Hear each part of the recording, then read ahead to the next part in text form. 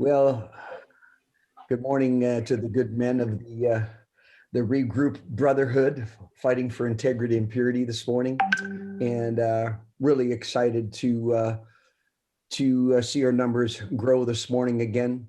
And this is officially the largest group we've ever had, hitting over 25 or 26 now this morning. And just excited to encourage all of you men into this. And I'm excited also to have you be part of a small group where the leaders we pray about, encourage, and these are really good men that will help you in this journey. So we're going to talk about soul wounds. What's been driving you all these years to act out, to go into this addiction mode? What's been driving you? And some weeks I have a pretty strong biblical message, looking at scripture, tearing it apart, like last week on understanding forgiveness, 3 weeks ago, understanding grace. And of course, this is all wrapped around God's truth and understanding how our life operates and how the things we go through shape us. And so while there isn't going to be a lot of chapter and verse here today, this is God wanting us to understand how we got where we are, and the tragic development of this addiction that has grabbed us and pulled us back over and over again. And so hopefully this will give you a pretty good indication of kind of like the backstory. So yeah, let's look at that. So soul wounds, these are hurts, pains inside, emotional pains, emotional scarring, that cripple us and leave us needing to be encouraged, needing to be lifted, needing to be soothed because of this pain. And sadly, we fall into the addiction where you'll see how it feeds this emptiness, this hole, this hurt. And so you'll see there in the handout that I'm going to talk about the background story that haunts you. And this is a sampling of possibilities. Now I've worked with, I don't know, we're likely well into the hundreds now of men that I've helped through this. And so I have a lot of stories spinning in my head. And, what I'm going to work through here under the background story that haunts you, might reflect exactly your story, because 3 of these or 4 of these are your story. In some cases, I don't have any of yours on here because the number of possibilities of what caused this background story of woundedness is really unique. It's really unique. And so this is a general explanation of some of the background stories of these soul wounds that haunt us, but it's not every story. So if you go through this list and say, that's none of mine, that's my caveat from the start. It may not be yours on here, and it may end up having all of yours on here. So notice number 15 is you insert your story of hurt, harm, and brokenness here. So let's just walk through this sampling, and I'm gonna explain each as it goes along, just to make sure we can frame it. But it starts out with this sense of being uncoached and unmonitored by parents on sexual issues, and so for some reason you had early access to porn, and it went unchecked. A matter of fact, just a couple stories come to mind. One guy recently who's never been on the call yet, maybe down the road, but he just said, he said, I started looking at porn at age 8. Now I'm thinking, how does a young guy who's still in his 20s, 15 years ago or whatever, be able to look at porn as young as 8? Well, somebody's not coaching and monitoring their kids. But even most of you here, it was early teens that you started to connect with that. And so you're being left alone, unsupervised, and you haven't been talked to about this. And matter of fact, in one parenting seminar I did on talking to your kids about sex, there's 168 people in the room because they were registered at the door. And I asked them, How many of you had a sex talk by one of your parents? They actually told you about sexual issues, not about porn, just about sexual issues. And out of the room of 120, there were only 11 people that raised their hands. I said, keep them raised because I want to count them. And 11 people out of 168 people who were in their 40s at the time, about 5 years ago, had any kind of sex talk.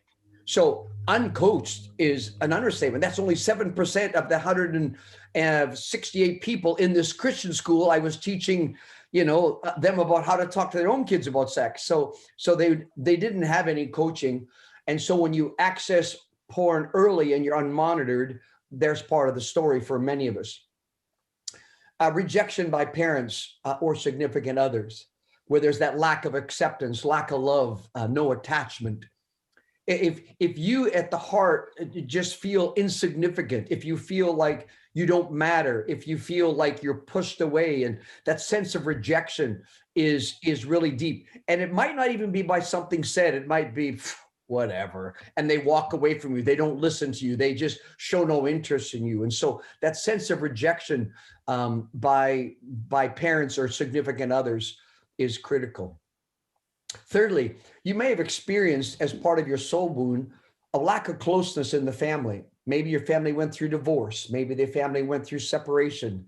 There's losses. Broken relationships are normal, and maybe you go through a blended family, and there's disputes with stepmom, and I live with my dad now, and so through the whole experience, you're afraid to get close because they might be taken away from you, and so lack of closeness within the family is a part of the soul wounds for some.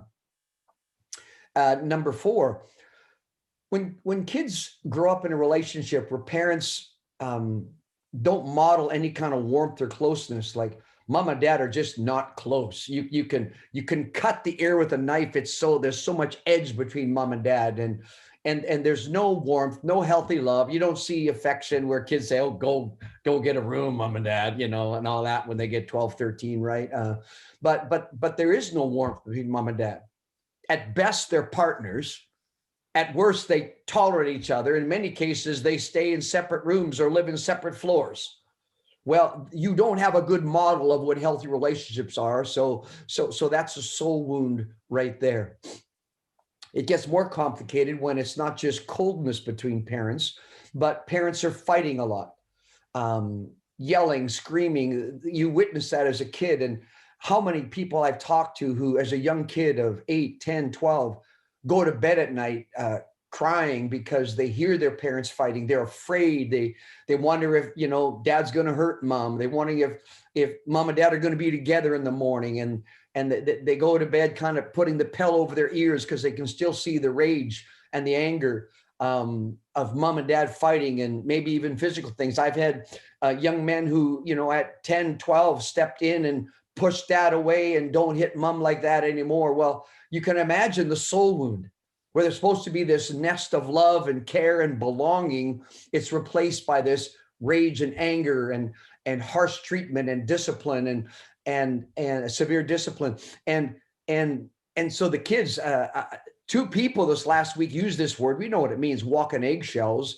You got to be careful because you're tiptoeing because you don't want to crack this eggshell because someone will hear you and you might get pointed out and stuff. And so you're walking so carefully because you don't want you get the backlash, and sometimes, it is even complicated by a drinking problem or emotional problem of one or both of the parents. Number 7, no affirmation at home, lack of approval, no encouragement, no validation, just a sense of whatever, you don't matter. It's never like good job or well done. Oh, I'm so proud of you. Nothing like that. No affirmation. Number 8, high unrealistic expectations by parents.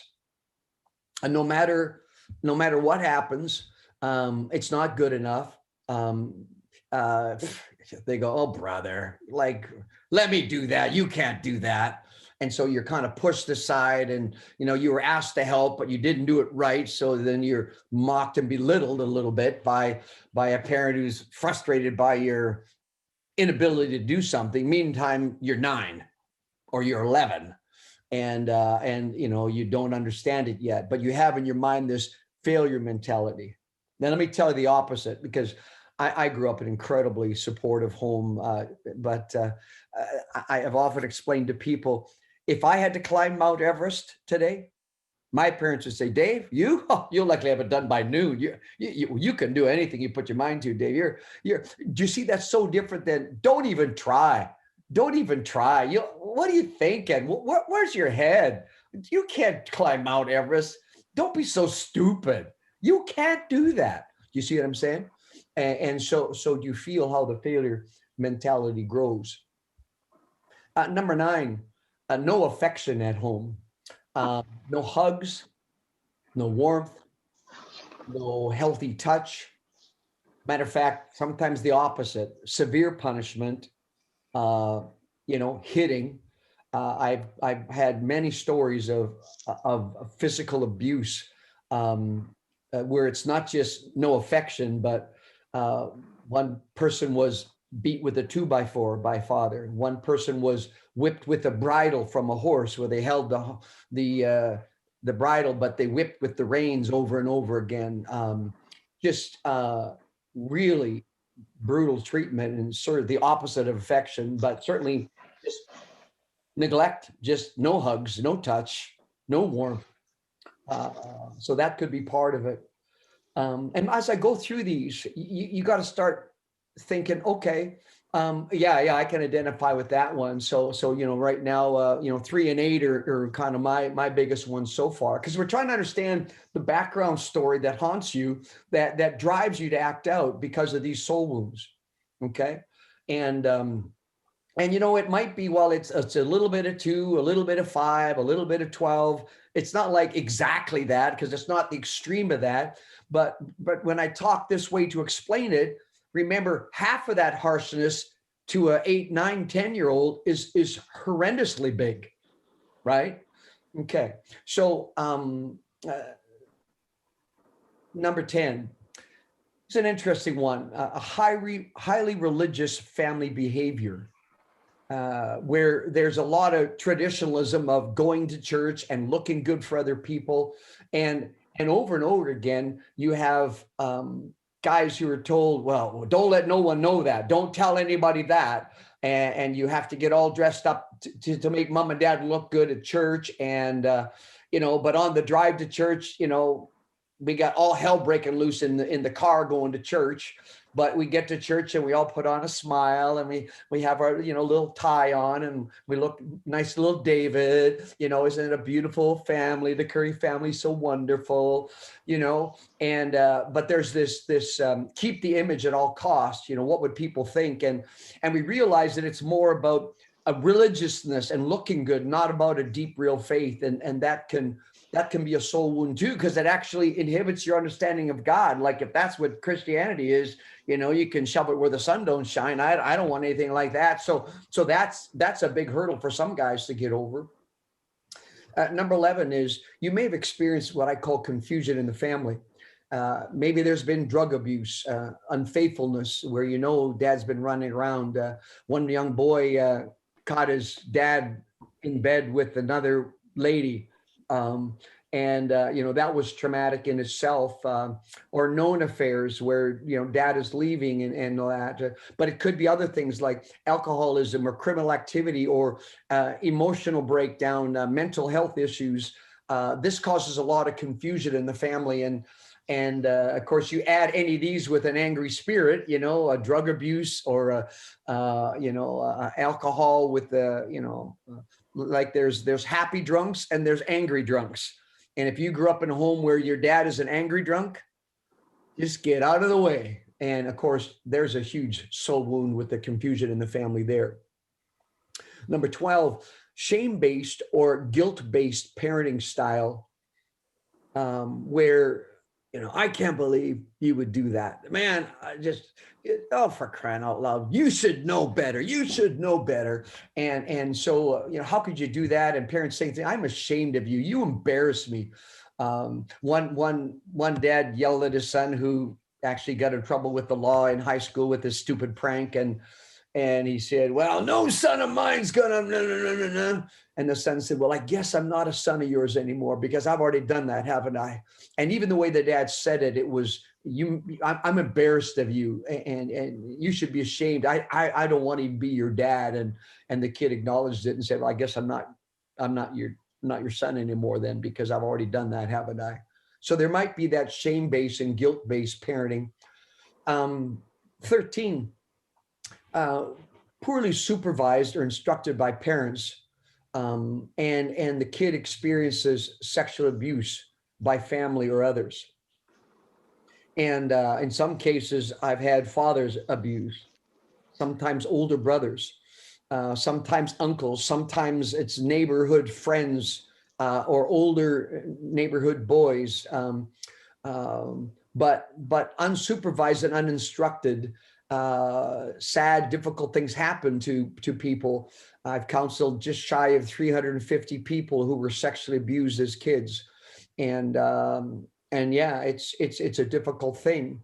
But the other is possible too, because if you start getting into porn and you're curious and you're unsupervised and uninstructed by parents about healthy boundaries, there could be experiences with other children where there's mutual touching, you're playing doctor, or you're doing things that you've seen in the porn world, or you're getting younger ones that touch you because you weren't coached, you weren't supervised. And matter of fact, this would be really important to hear.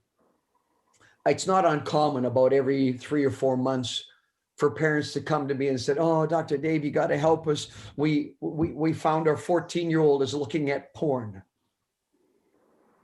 And after an hour with the parents, I've coached them what they need to do. But here's one of the things that I leave them with, and you need to listen to this. So remember, a parent comes to me and he's concerned about the fact they found their 14-year-old looking at porn. I said, the first thing you need to do is completely apologize. I'm really, really sorry. This is all on me. I didn't coach you well enough. I didn't protect our devices. I didn't talk to you openly about porn and the dangers of it. I'm really sorry. This is all my fault. Would you forgive me as your dad for failing you and not coaching you? This is all on me. I got to help you through this, but this is all on me. There's no shame, no blame on you. This is a natural thing that any kid would go to without being instructed well. I'm really sorry. Well, that changes a lot of these soul wounds if parents started owning this. But the truth is, this background story causes wound after wound after wound after wound. And it leaves us hurting. It leaves us vulnerable. It leaves us searching for a healing, something to fill this void, this sense of loss. And we're so vulnerable. Kids like this get into drugs. Kids like this, get into gangs. Kids like this get into the streets because somebody loves them and care for them. And all of a sudden they're a 15-year-old prostitute. And I know the stories well, because we've had 2 different girls who lived on the street live with us at different times. And I know the stories. So what I'd like you to do is I'd like you to insert your story of hurt, of harm, of brokenness. What is behind your soul wounds? And if I didn't give anything that's close to your story, forgive me for not being as complete as I could. But you have a story of hurt, harm, and brokenness that could be behind that. And remember, it could be just, 10, 15% of one of these, but you're younger and it really influences you huge. Now, notice that statement in between the first section and the second section. It may not be your fault, but it is your responsibility. Why? Well, some of these things, difficult things, happened to you when you were growing up. You pick any one of these 14, and there's a lot of things that didn't go right, that weren't how family was supposed to be, weren't how kids are supposed to be raised. And so in one sense, it's not your fault for receiving that wound, but it is your responsibility. Let's just say one of you is driving in a car with me, and we're going down the #1 highway here in the Fraser Valley. And while we're driving along, we didn't notice, but a semi comes off the road through the meridian, comes right off the other side and just smokes our vehicle. And maybe it was on a corner, we didn't see it coming, and I did my best to brake, but we just get smoked by this semi. And obviously I was in an acceptable lane. I was driving an acceptable speed. Well, almost, you know me. But this semi just smoked us. Now, it may not have been my fault. And you too, sitting in the passenger seat with me driving, and the semi just smoked us out of the blue. But the recovery, you got a busted leg, I got a busted arm, a dislocated knee, and I got to have reconstructive knee surgery, and you've got to be in a cast and then go through rehab. It might not be your fault that you were in this accident, but the wounds that you received at the hand of that driver who fell asleep or whatever, those wounds, you are responsible to rehab. You can't say, well, why should I have to rehab? It's not my fault. Okay, so you will really limp the rest of your life. You will really limp the rest of your life. It's not fair that that truck came across the road and hit my car with you in the car, and you busted your leg up really bad and you got pins and everything. It's not fair. You're right. It's not your fault, right? But it's still your responsibility to deal with it. Now, we know so clearly that the second section, the crippling emotions that drive us. You see, every one of those background stories elicits an emotion. And I stopped at 10 because you could have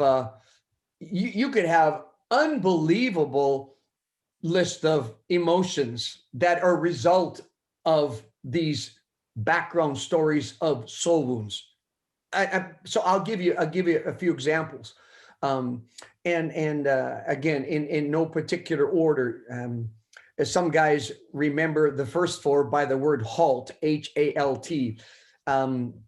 It's okay, but that's so limited. But you know, are you hungry, angry, lonely, or tired? There's when you're vulnerable to go look at porn. Well, let's look at the hungry. Say, well, what do you mean being hungry? How does that drive me to porn?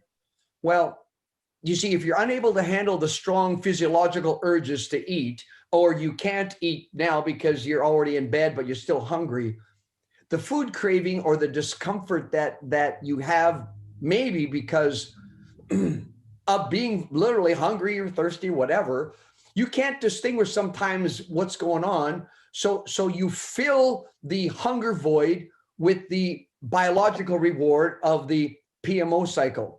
Porn, masturbation, orgasm cycle. We'll talk more about that later. But the idea of, you know, if you're hungry, you could be craving and you could go after the wrong reward. Obviously, even if you are hungry, you got to stay balanced because there's an addiction to food that's is problematic for some, as the porn addiction is for us. Number two, angry. If you're upset, frustrated, matter of fact, you feel hatred or you have focus rage towards somebody, you're looking for how to release it. And remember, you could be 14, 16. And so you go for the release that comes with the acting out of the porn and masturbation. And so if you get into an angry space, that is a trigger for some people emotionally. So that crippling emotion, it drives you to act out. Lonely. Being alone, being avoided, sense of being unwanted, excluded. You're left at home alone a lot. For some men, being alone is a trigger right there. You know, that's what it was when they grew up. And now if their wife goes out and their kids are gone, wow, they're home this weekend or they're home this afternoon alone. That was a clear trigger for one man. And he actually would text me, said, listen, my wife and daughter are going out for about 4 hours this afternoon. I'm home alone. I just want to check in with you. And we agreed that he would check in every 15 minutes to stay all clear. Because remember, it's not his fault that he's got this tendency towards when he's alone, he's acted out because it's been that way for a long time, but it's still his responsibility. So he took responsibility, and instead of the isolation feeling driving him to act out, he took responsibility. So there's the lonely. Tired. If you're physically fatigued, mentally fatigued, you often have a loss of willpower, even if you're emotionally exhausted from hearing all the fighting and everything at home, all that you're facing there, you're just tired. And sometimes when you're tired, it's just, I need that little soothing kick of what my addiction brings. And so that's part of it. Many men struggle when they get bored. You've heard the expression, of course, idle hands is the devil's workshop. When we don't have enough to do, or idle minds where we just, we're kind of aimless, and we're left alone with nothing to do, and especially unsupervised and disconnected from others. Being bored can be a problem. And it's a dangerous emotion to be experiencing, because it can drive you towards addiction. Rejection. This is where you feel hurt, shunned, betrayed, maybe even cheated on. You're starting to date a little girl at 14, 15, 16, and you get cheated on or betrayed by a friend, or shunned by a parent. When you have that sense of being rejected, or just not wanted, that's a real debilitating emotion that drives many men to a bad place. Matter of fact, some of you guys experience it still. You have a fight with your wife and you're angry. You have a fight with your wife, you feel rejected, and so it kind of, oh boy, that's a trigger. You get to those, you get angry and rejected together. Man, that's just like pedal to the metal towards the addiction if you're not careful. And so you got to be aware of your crippling emotions that drive you. Number 7, shame, where you're guilted, you're embarrassed, you're humiliated, this idea of maybe you got caught, or this huge sense of embarrassed, and I like the word shamed. You just you were really hurt, and someone just put a big guilter on you. That's why I use the word guilted. Someone really made you feel bad, and that sense of feeling bad makes you liable. Criticized, a little different than shame, but this is where you're put down, mocked, belittled. And so maybe what the feeling is, you end up feeling some kind of rejected, but you feel mocked and unwanted. And so that sense of being criticized. And of course, go back to some of you married men. Hey, you're angry at your wife. She's rejected you. She shamed you. She criticizes you. Be careful. These could be your trigger emotions. And then you get thinking, well, what's the point? She hates me anyway, or I'm useless, or I might as well just prove that I'm worthless since she thinks I am. And another one is a huge sense of loss, a broken relationship. Maybe parents split up and you lose dad and he was your hero. Maybe a loss of a significant other, like a grandparent, or something. But you lost a safe place or a safe person, and that loss, maybe it could be a loss of a favorite pet. That hurt and loss does make you vulnerable. And number 10 is a sense of failure. What's the use? I'm a loser. My behavior is already despicable. I hate myself. What does it matter?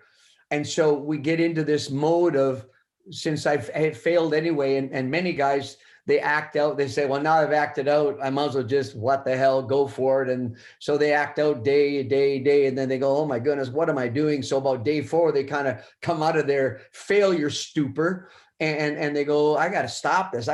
So it's not uncommon when you relapse to just give up. And that's part of the emotion here, that failure syndrome.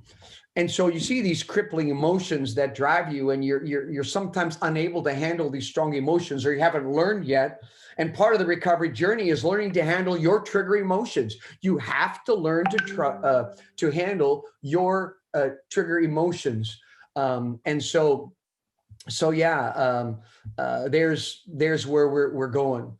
And so you need to add your flavor of emotional dysfunction here.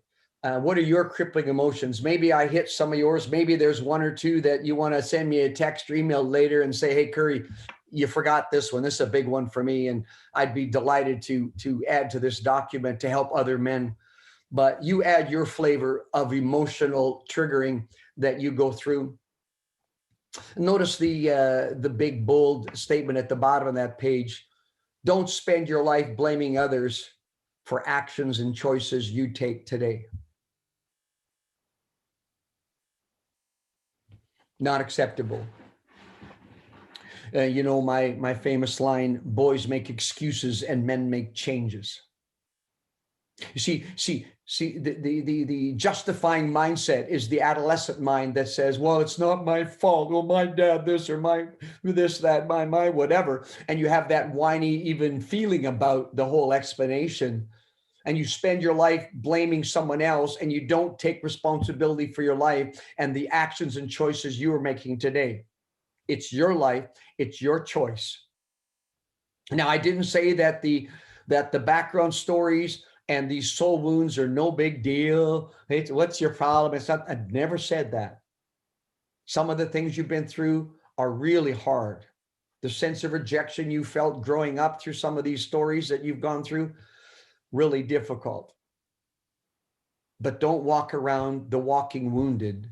Address the background story and address the crippling emotions that trigger you. The last section, and to be very honest, guys, I will develop this further in the document. This is still in process. But I'm trying to help you understand the nature of addiction and how the addiction gets this grip on you and just keeps pulling you down. There's so many different factors. If it isn't enough to have this background story and these crippling emotions that kind of draw you in, understand the deepening addiction that grips you. First of all, there's the physiological surge of the orgasm. Frankly, PMO, porn, masturbation, orgasm. When you masturbate, there is an incredibly pleasurable surge that was given by God to be what draws us to our spouse, and for pleasure, for creating the next generation. And so there is a strong physiological surge that goes with orgasm that is clearly part of the addiction. It really is a strong, satisfying experience. But you add to that the neurological firing of the pleasure center of the brain.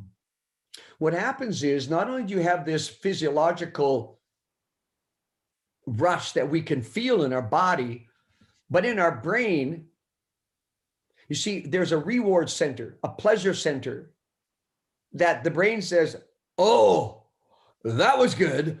Do that again. Do that again. Do that again. Yes, that was good. And so neurologically, in the pleasure center of the brain, there's this firing, and you understand a lot of the chemicals going on in your brain, but there's the endorphins, the enkephalins, the dopamines, there's the and later there's a release of oxytocin, which is a comfort, satisfied feeling afterwards. And so there's this huge surging, and because the pleasure center is hit so hard, by the way, they maintain in their analysis of addictions that the porn addiction, the PMO cycle, is more addicting than cocaine is.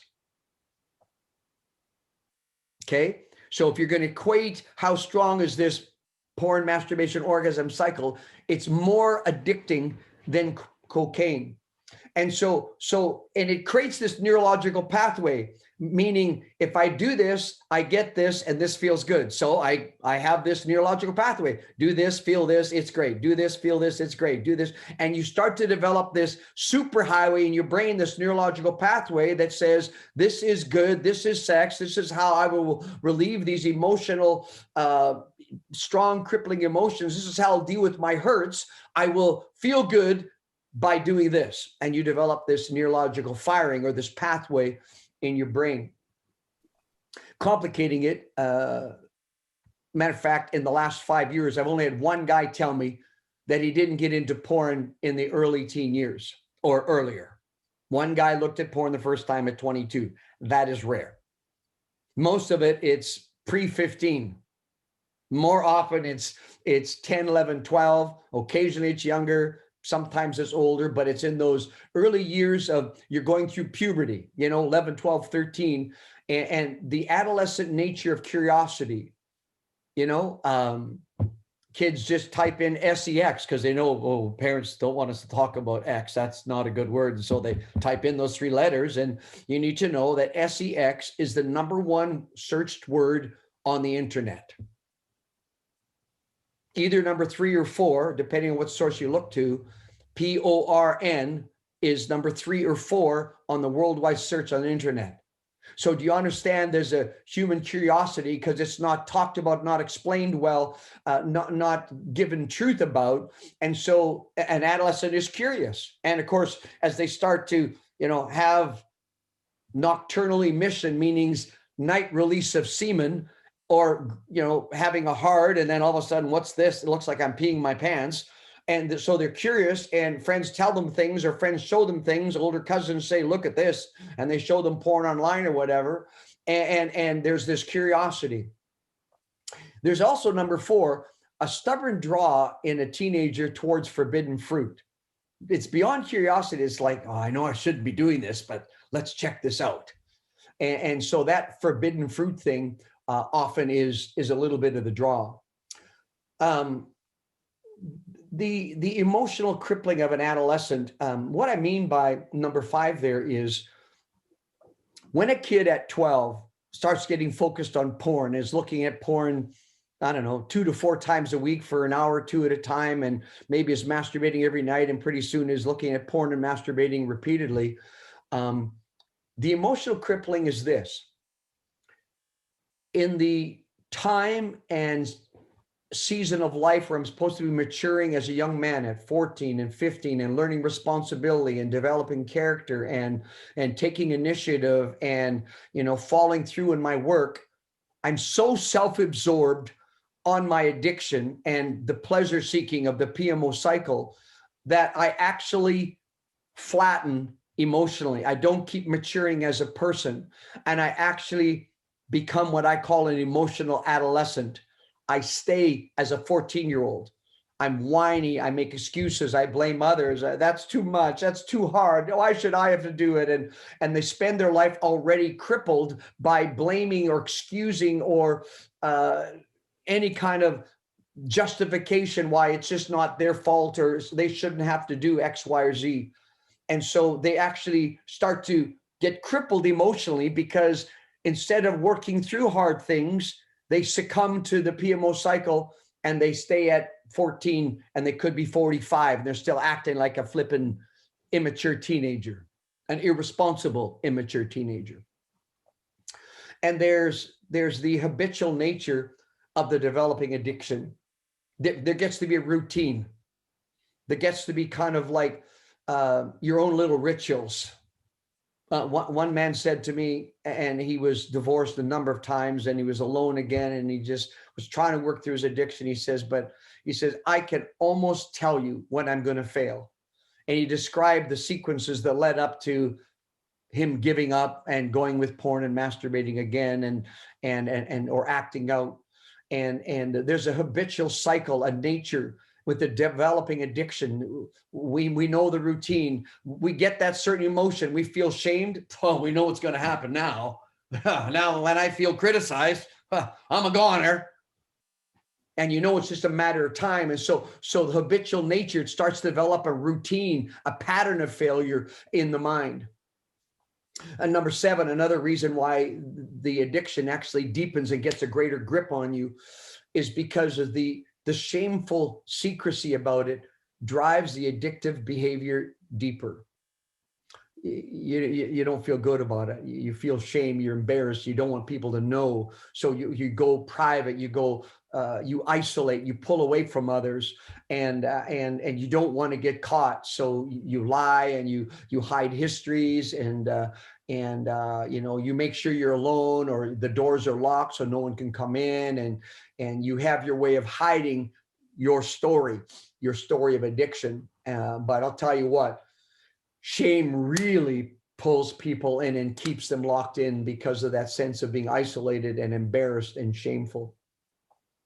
Number 8, one thing that really helps deepen the addiction is tolerance. And just like a strong drug addiction, tolerance means I used to take a certain quantity of drug A to get the buzz I needed.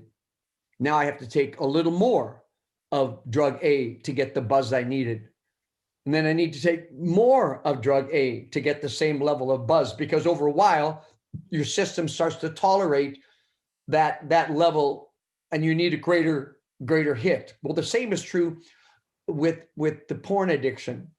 What was just kind of shallow observation of a woman and masturbation, well, then I start to get curious and drawn in. I need to see something harder and something more raw and more erotic, because after a while this doesn't do it for me.